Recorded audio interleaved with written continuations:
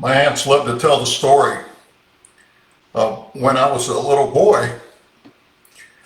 Uh, three of my aunts, my Aunt Leach, Linda, and Fina, were sitting at a kitchen table. My grandmother was rolling tortillas.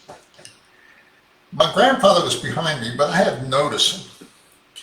And I was grumbling about something. I don't remember what. But I remember my aunts told me to just be patient and behave myself. And in response to what they said to me, because I wanted what I wanted when I wanted, I stuck my tongue out at them. Then, out of nowhere, I go flying across the room. My grandfather slapped me out of my chair, and I went flying. And I remember as a little boy looking up at him. He didn't say anything. And my aunts were laughing. Pobrecito. I never did that again. Grumbling will bring you a very negative response, as the Hebrews found out when they were in the desert. It's a very interesting chapter in Exodus 16. God had brought the people out of Egypt, and he was providing for them. He was even guiding them, with a pillar of fire. He separated the sea, Red Sea, for them. He destroyed the Egyptians that were chasing them.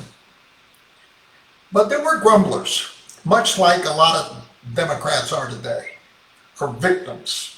They're always complaining and grumbling about something. Nothing ever satisfies them.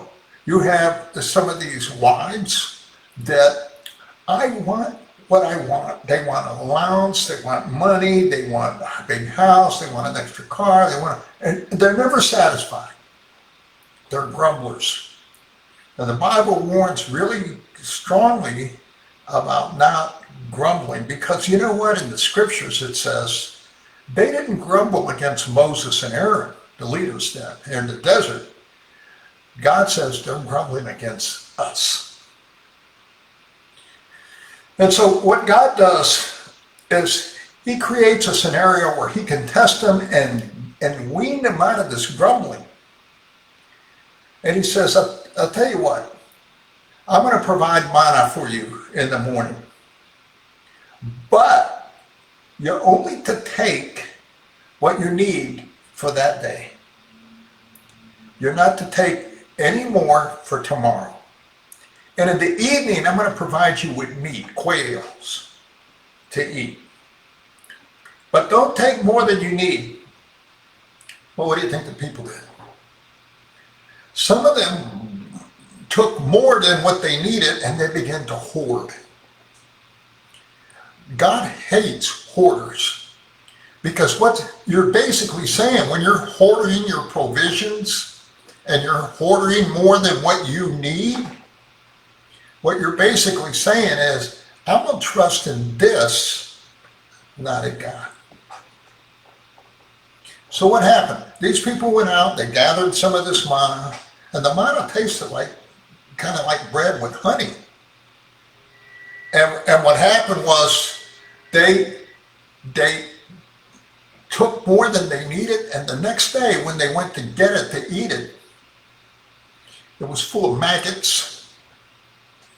And it stunk really bad. I remember when I was in the Army in Fort Bragg in the 82nd Airborne Division, they had given us a detail, a bunch of the soldiers, to go and unload milk cartons from a great big truck. And when we went there, we noticed a smell. And so one of the guys opened it up, and all the milk cartons were full of maggots. That is a nasty smelling thing. So these people went and hoarded. They took more than they needed, and God took what they hoarded and turned it into a stinky mess. Let me ask you something. Are you hoarding anything right now? Are you using your provisions for ministry? and for substance.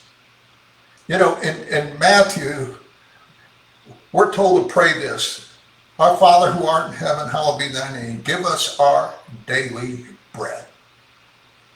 God will make provisions for you daily as you trust him. Okay, I discovered that principle early on when I went to Europe as a missionary. No money, no place to live. We lived in tents. But God provided for us in the most unusual way, day after day after day after day. So I come back to the States, and people in the States, they like to, set aside money for here, for this vacation, go to Disneyland, to do all kind of these frivolous things. Nothing that has really importance to the gospel. And so, in a sense, it's a waste of your resources. Not that that is bad in and of itself, but it could go so much further for eternity. And God wanted to use these people. So he's going to be a people for himself. So what he's got to do, he's got to train them to trust him. God will put you through a season like that so that you would learn to trust him. And he is really pleased with people that put their faith and they say, God, I know you're going to provide, even before they see what their provision is. As you know, the story of George Muller, he cared for 2,000 orphans in Bristol, England, and they were at the table ready to eat breakfast. No food in the pantry. And with all those kids to take care of, he said, let's thank God for the food he's going to provide for us. And they're praying. At that moment, a dairy wagon outside broke down right in front of the orphanage. Now, in those days, they didn't have refrigerated cars. They kept cold by big blocks of ice. And so the people said, well, we don't want this stuff to go ruin. We'll just donate it to the orphanage here. It's amazing how God provides for those who trust him. Some of you right now are in need. Don't grumble. Don't be like the Democrats that are always having some reparations. That is so greedy, so hoarding. God is not pleased by that. You know, God wants you to look to him, not the government, not to your, I don't know what you can call it. I've never had it. It's these savings account. What do you call them that the companies put up? Not that it's wrong, but what I'm saying, you don't want you to put your trust in that. What you trust in is what's going to kill you. It's what's going to disappoint you. What happened during the Great Depression? All these people were very wealthy. All of a sudden, all their money and all their stocks and everything was gone. Well, they were commit suicide. Because where your treasure is where your heart will be. And if you're a hoarder and you got all this money and you got all this stuff set aside, like that guy in the Bible who says, oh, I got all this, I'm getting more, I'm going to build a big barn, I'm going to put it all in there. And God says to him, thou wicked servant, little do you know that this day I require of you. He's going to die. God wants you to take what you have right now and use it to expand his kingdom. And there's many ways you can do that. You can do it through supporting missionaries. You can do it through supporting your pastor. You can do it through you're doing your own evangelism. There's a lot of different ways. There's a lot of needy people out there. You know, we live in a time when a lot of seniors are living longer. So we have a lot of widows that need help.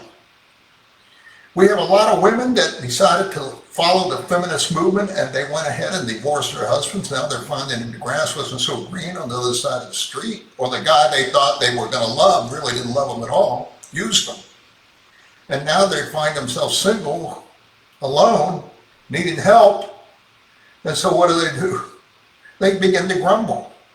Well, they do things that are not pleasing to God. They get on all these dating sites and different things, and then people come and take advantage of them. You know, don't do that. Put your trust in God. God will take care of you. He even made provisions to care for widows and orphans in the Bible. God knows what you need even before you need it. He's already made a way to provide for you. Look, I got to be out of here in 3 weeks. I don't know where I'm going. I have no idea, and I'm not 30 anymore. So it's hard for me. Oh, God, show me where you want me to go. But I got resumes and at different teaching places and all that, but nothing's come true. So God is testing me. Manny, trust me. I'm going to make a way for you. I'm going to show you something you never even thought of, if you'll trust me. I said, yeah, God, that's hard to do. I did that yesterday. Today's a new day. You know, at every moment I have to redo that all over again. What do I do with all my things? I got so much. Do I get a storage unit? Do I sell everything I have? I gave a lot of my books away. But I don't have anything except what God has put in my heart and what I can use to minister to you and use my gift of teaching and the training that God has invested in me and others invested in me as well. So let me tell you this. Let me finish with this. God's going to take care of you. And there's no greater thing you can do while you got this life than to put your faith in Him and trust Him for your provisions, everything you need. Everything you need. But you got to do it His way. Okay? Don't go into debt. Don't go rob a bank. You may be tempted to. I was when I was younger. But God sees what you steal and He's not going to bless it. Okay? Honor Him with your life.